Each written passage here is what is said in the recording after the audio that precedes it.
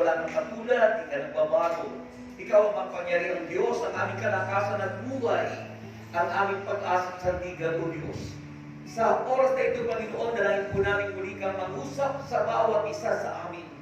Napakahalaga ang tinig mo, Panginoon, napakahalaga ang pangungusap mo. Amen. Ang mensahe nais mong iparating sa dakong ito. At Diyos, nawa ang mensahe mo'y magatid ng kagalakan, ng kasiglahan, ng kagalingan sa lahat ng may sakit at karamdaman, at magatid ng kaliwanagan, O Diyos, sa aming buhay. Diyos, gamitin mo ang likod mo mightily, boldly, and powerfully, kasama ang iyong mga awit. Sa aming kalagitnaan, maranasan ka namin that your promise, O God, that you are there in our midst, O God. We thank you. We bring you back all the glory, honor, praises, and thanks. In Jesus' name we pray. Amen and amen.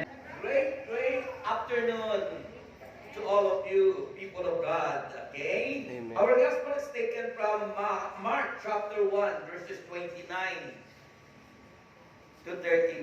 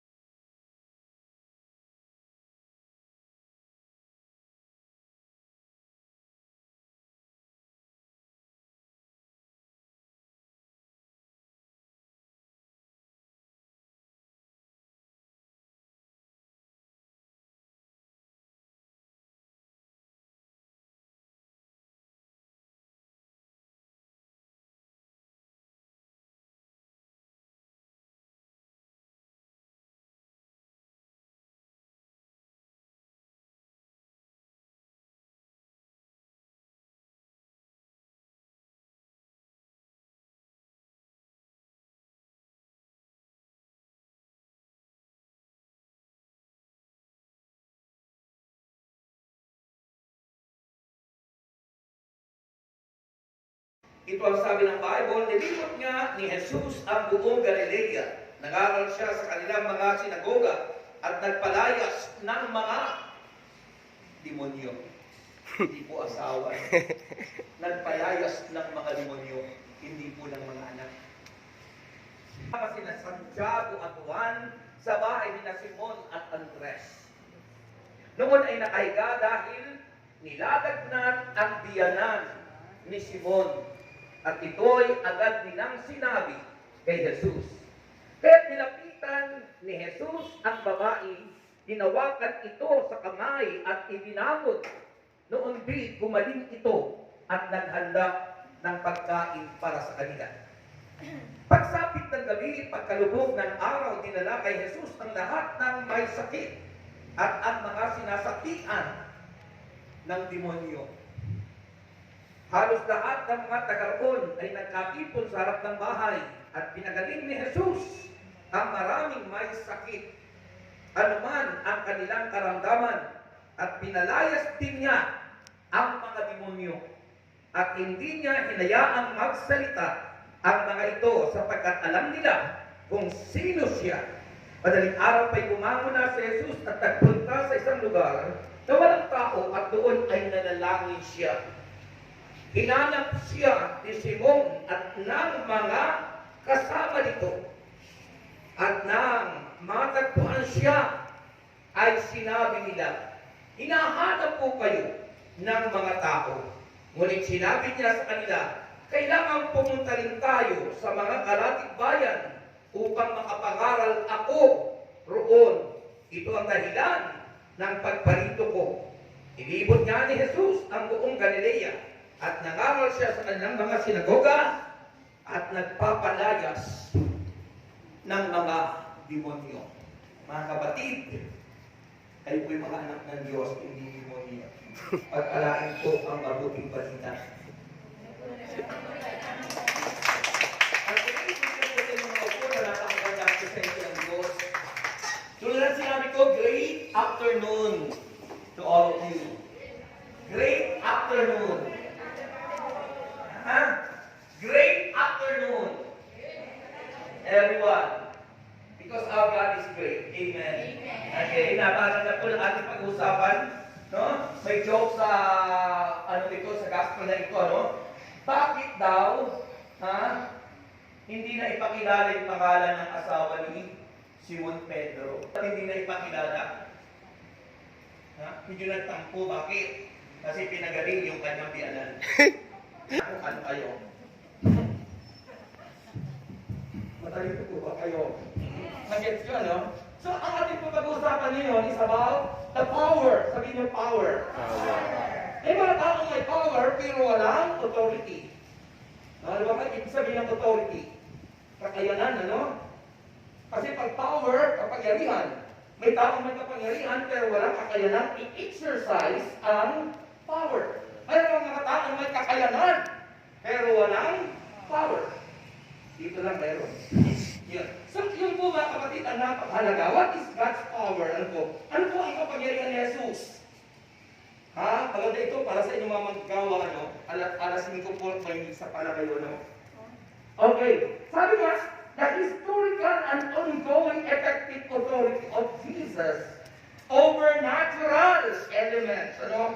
Over human life, maging sa buhay ng tao, and ultimately our overseeing, ano? Maging sa kasalanan, forces of evil spirit, Satan and death, ano? Ganun ang katindi ang power ni Kristo.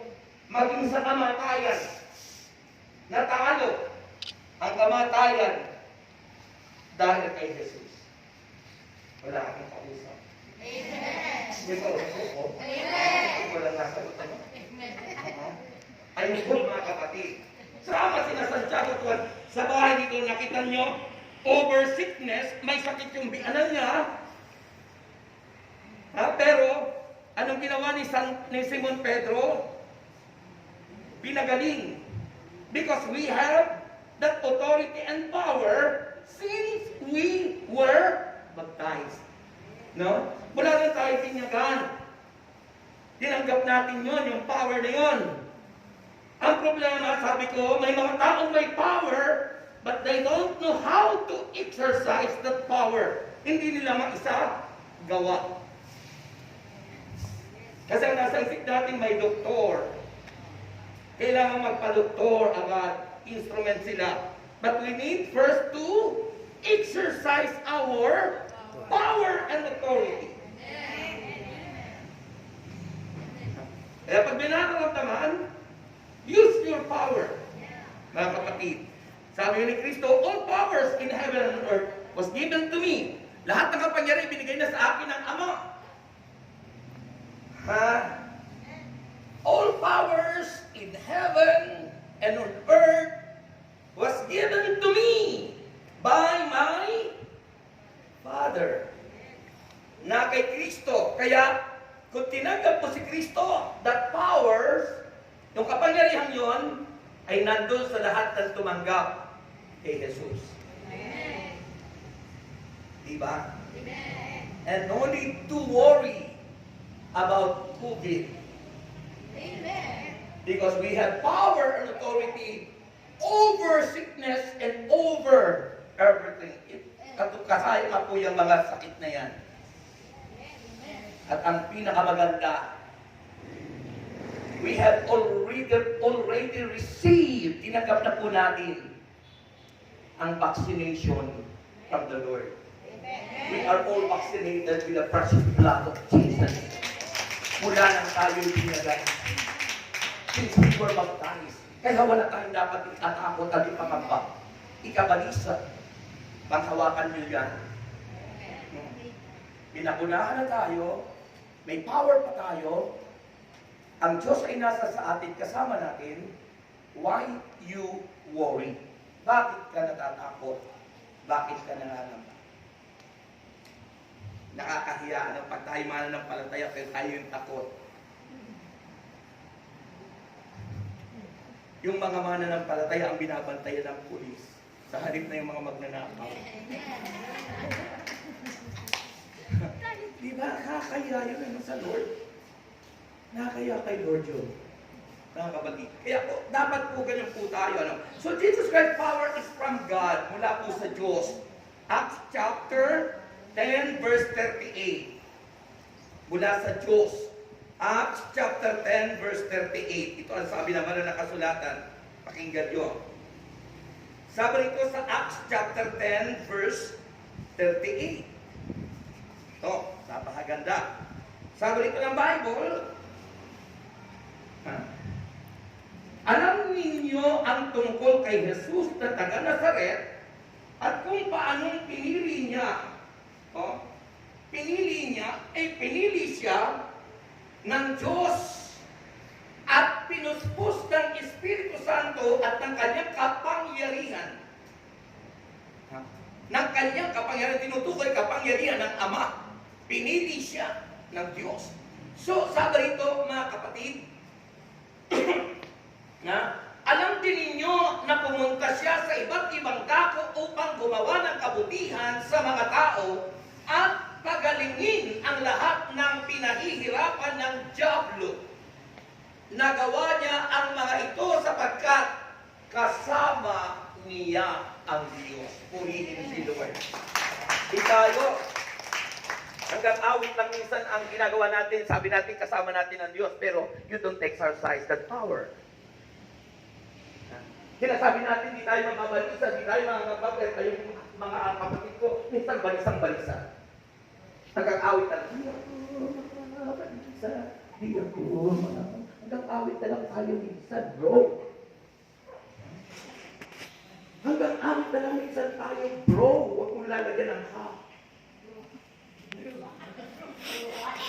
At sa matatalino po yun. Mga kapatid, kaya, alam mo, dapat we must develop our authority and power. Kailangan po yan ma-develop. Sabi ng aking kasama kagabi sa broadcast, bakit ba may mga tao ginawan mo na ng mabuti pero gagantingin ka pa ng masama? Sisiraan ka pa. Bakit?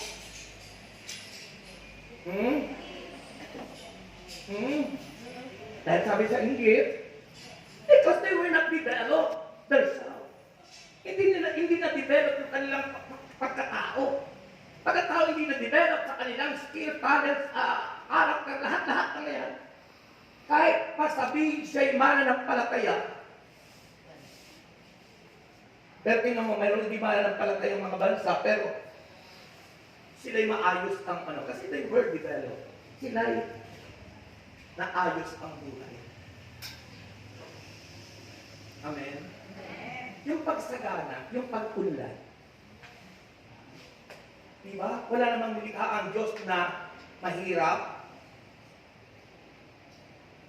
Walang nilikha ang Diyos na bobo. Sabi ng pagkakalikha sa tao, God created man and woman perfect.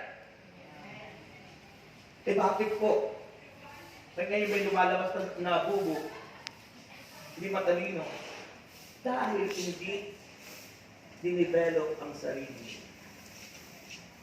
Kaya mahalaga ang development. Mahalaga ang sarili natin, ang pagkatao natin ay ma-develop in all areas in life. Doon ang susi ng pagsagana. Kasi ibinigay na sa atin ng Diyos ang lahat. God gave us all talent, skills, gifts, everything. Para tayong lahat ay umunlad at sumagana. Powers nasa atin na, authority nasa atin ng lahat. Pero minsan tayo walang pakialam because hindi tayo nagpapahalaga para i-develop ang lahat ng ito.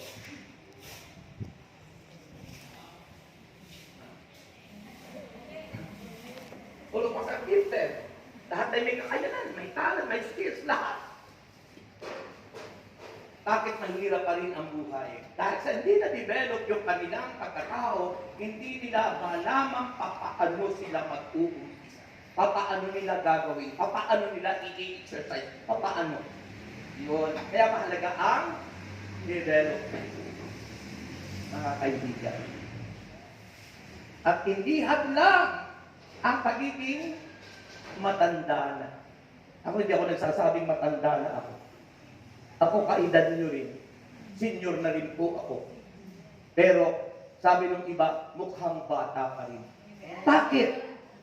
Age doesn't matter. Yung edad natin, yung number lang naman ang nadadagdagan. Pero yung ating itsura, hindi mangyari. Kasi yung youthful natin, yung kabataan po natin, nandun sa puso natin. Develop your being youth, mga kapatid, bilang ikay bata. Kaya madaling tumanda ang mga tao kasi, tanda na ako, wala na magagawa, wala na. Inangkin mo na yun. The secret to maintain as young is continuous learning. Kaya mahalaga yung pag-attend lagi ng prayer meeting. Yung patuloy na pag-aaral. Patuloy na pag-aaral ng salita ng Diyos at ang iba pang dapat mong pag-aaralan to develop yourself. To develop your talent, to develop your mind, to develop your character, to develop everything in you. At yun ang magiging starting point to reach your success. Tagumpay. Maraming naghahangat ng tagumpay, pero hindi niya nare-reach yun. Dahil nagpabaya. Ganun din sa mga hours natin. Okay? So Jesus Christ's power is from God. Yung binasa ko, Acts 10:38. It is God's creative power exercised through Jesus Christ. In-exercise ni Kristo. Tayo din. Tinanggap natin si Kristo, kaya makita sa atin, we need to exercise that power, at doon mo makikita, kumikilos si Kristo sa iyo because you exercise that power. You cannot say, Christ is working with me if you don't exercise that.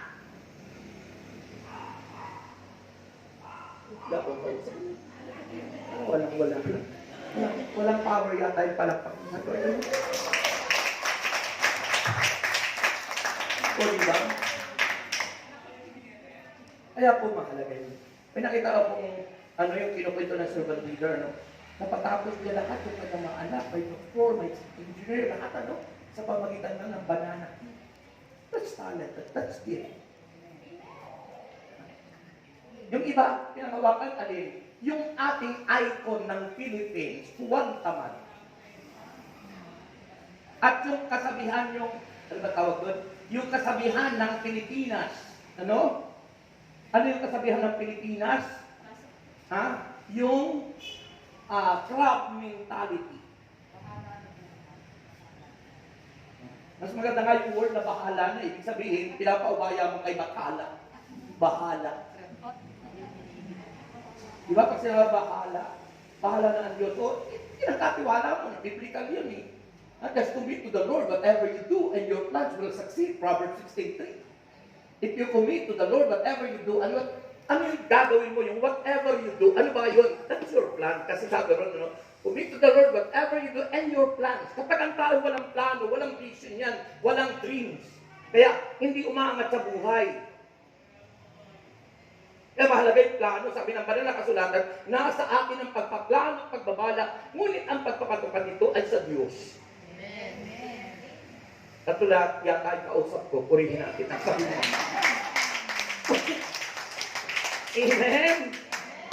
Sino gustong yumaman? O siyempre, lahat naman gusto. Ano ako gusto rin? Kasi hindi po matutupad ang sinabi ng Diyos that Christian must be the channel of blessing to others. Sabi ni St. Paul, dapat tayo'y pasaganain at managana para tayo may magamit sa pagkakawang gawa. Pero hindi nagagawa ng maraming tao because wala nang pakialam, bahala ng ganito, ganyan, hindi na kumilos because they were not developed. So mahalaga po yun. Kapatid. Sabi po, God's creative power is exercised with Jesus Christ, John 1:3. Ano sabi po ng John chapter 1 verse 3, mga kaibigan? Sabi po ng John chapter 1 verse 3, ito ang sabi ng banal na kasulatan, John chapter 1 verse 3, nilikha ang lahat ng bagay sa pamagitan niya ni Kristo. At walang anumang nalikha ng hindi sa pamamagitan niya. Walang anumang nalikha ng hindi sa pamamagitan ni Kristo. That is, God's creative power is exercised through Jesus Christ. Sa pamamagitan ni Kristo. Tayo naging tao, tapos yung mga bagay na nangyari. Pero tayong nilikha ng Diyos because not only the Word, but because of them, the Father, the Son, and the Holy Spirit, let us create man according to our own image. At nilikha ang tao, hindi sa salita, kundi sa pamagitan ng Diyos. At ang Diyos ay sino? Ang Ama, ang Anak, at ang Espiritu Santo. Purihin si Jesus. Sabihin mo nga, sister, Brother Rex, Brother Rex, tatlo po ba yung Diyos? tatlo po ba ang Diyos? Ang Ama, ang Anak, at ang Espiritu Santo. How can you depend? Kung kayo ay nasa thesis, paano nyo i-depend yun? Nasusulat sa Biblia, ang Ama, Anak, Espiritu Santo, hindi tatlo. Paano nyo i-depend yun? Ha? 1 plus 1 equals? 3. Power yan. Hindi daw plus, 1 times 1 equals 1 times 1 equals 1. Diba? You depend that God is Spirit. And there is only one Spirit of God. Isa lang yun. Kung magdadalawa yun, ibang Espiritu na yun. Dalawa lang naman yung Espiritu. Masamang Espiritu at mabuting Espiritu. Ang mabuting Espiritu ay Espiritu ng Diyos. Ang hina. At yung Diyos na yun na Espiritu ay sumasa Ama, sumasa Anak, at sumasa Espiritu Santo. They were 3 persons, but there is only one God because God is Spirit. Dahil ang Diyos ay Espiritu. Kung sinabi natin tayo rito, halimbawa, mga 40, halimbawa, sabi natin sumasa atin ang Diyos, hindi 4 na po na yung Diyos. No. Because God is Spirit, sumasa ating lahat ang Diyos. Purihin si Jesus. Sabi ko may tanong yun sa inyong lahat. Ha? Kasi kailangan niya yung development. Ano? Pag hindi tayo nag-isip, wala na tayong isip. Sino sa inyo nag-iisip? Kapag kailangan nag-iisip, bumabata kayo. Diba? Ang taong hindi nag-i-exercise, ang taong hindi man lang nag-walk every morning, darating ang panahon, paralyzed ka. Pero pag ang tao ay laging ini-exercise mo ang sarili mo, most especially your mind, as I said before, the secret to become young is continuous learning. Patuloy. Kaya mahalaga ang makinig, mag-aral ng salita ng Diyos. Ang hina.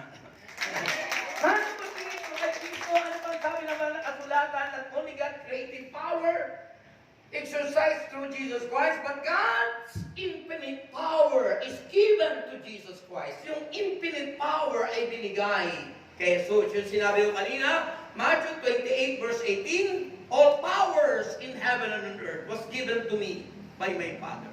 Ibinigay na sa akin ng Ama ang lahat ng kapangyarihan. Matthew 28 verse 18, ito ang sabi, pakinggan nyo. Ha? Lumapit si Jesus at sinabi sa kanila, ibinigay na sa akin ang lahat. Pag sinabing lahat, walang natira. That's why Satan has no power. Kaya ang demonyo ay sumusunod kay Jesus because the greatest power is the power of God. The power of Jesus. Ha? Power of Jesus, power of God over sickness, over demon spirit, over night and death. Kapangyarihan po ng Diyos yun. So sabi roon ng Bible, binigay na sa akin ang lahat ng kapangyarihan sa langit at sa lupa. Sampalataya kay Jesus, may taglay siya silang power. Kawawa naman yung nagre-reject kay Jesus, ano? Pero sabi ng Biblia kasi, pagdating ng panahon, in the last days, ano? Pag-iisahin lahat naman tayo kay Kristo, according to St. Paul. Pag-iisahin lahat tayo. Inaawit pa nga yan ang Philippians chapter 2 that every knee shall bow. Every knee. Every Every time tongue confess. Ang ang lahat ng tuhod ay luluhod, ang mga nasa langit, nasa lupa, at nasa ilalim ng lupa. Ano po yun? Mga bulate? Mga unseen spirit. Mga created, living things. Ano po? Na hindi natin nakikita. Mga fallen angels. Darating ang panahon ay sila'y luluhod kay Kristo. At magsasabing si Kristo ay Panginoon at Diyos. Purihin ang lahat. Amen. Praise God. Hallelujah. Diba? Grabe! Hindi po ako nakangamba. Yung mga nagre-reject kay Kristo, darating ang panahon sila mapapahiya. Dahil lahat naman sila luluhod sa pangalan ni Jesus. Because in the name of Jesus, there is power. The powerful prayer, tandaan nyo, ang pinakamabisang panalangin is only Jesus Christ. Pag kayo may problema, sabihin nyo lang, Jesus Christ. Sabihin nyo lang, pag kayo ay nangangamba at natatakot na nababali sa Jesus Christ.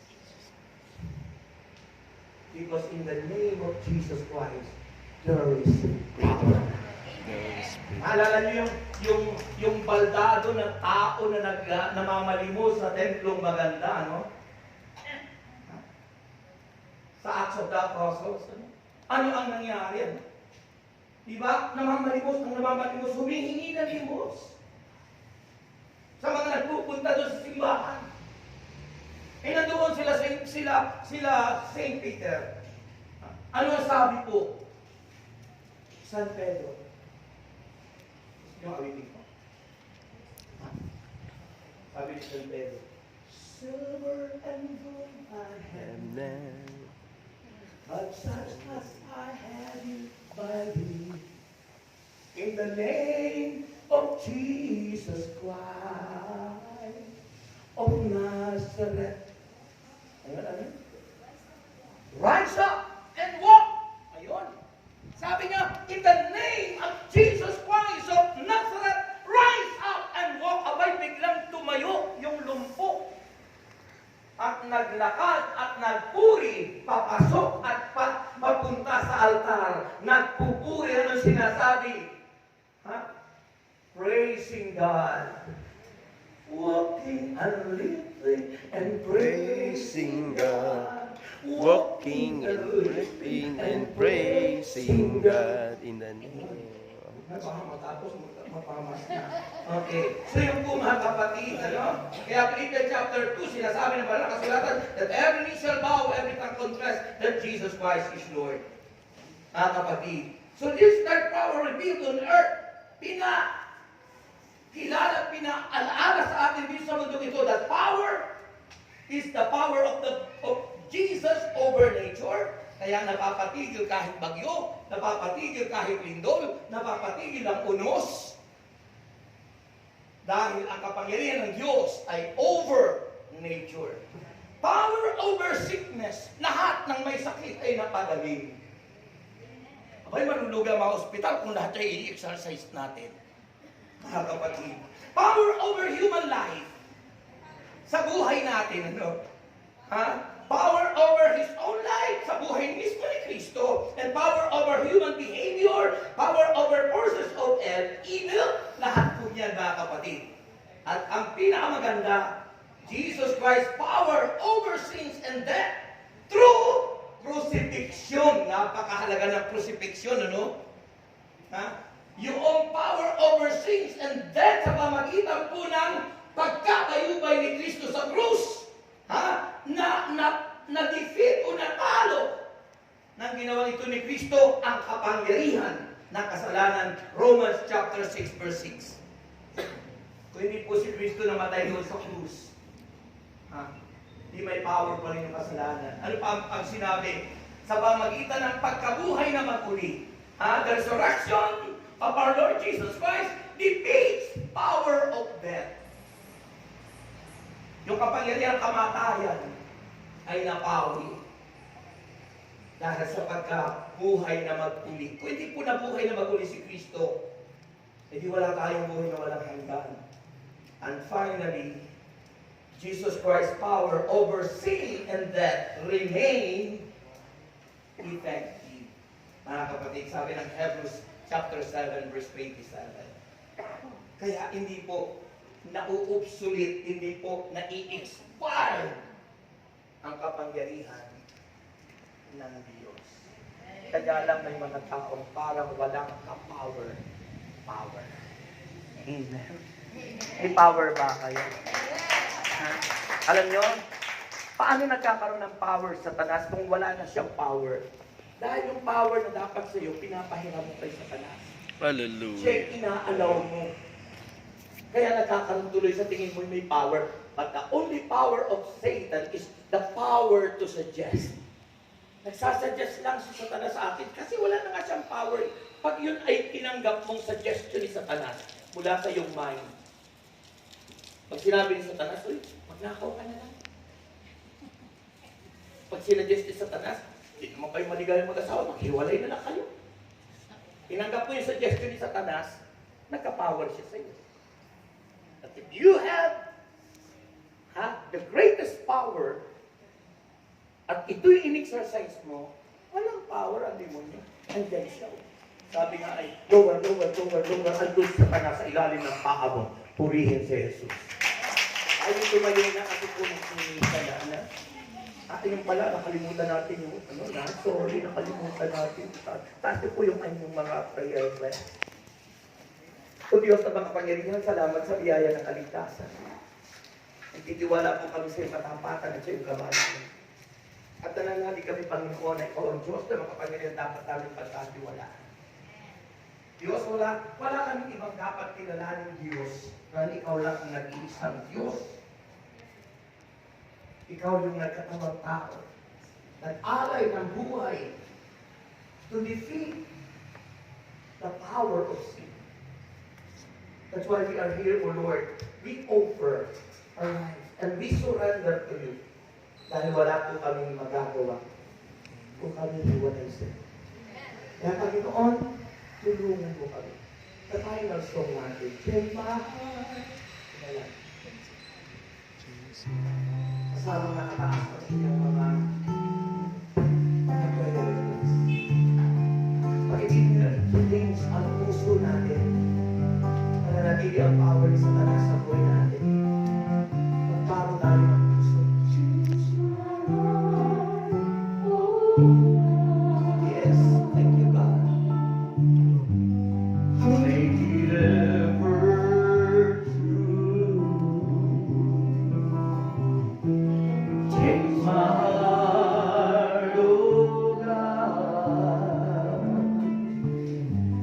May I be like you.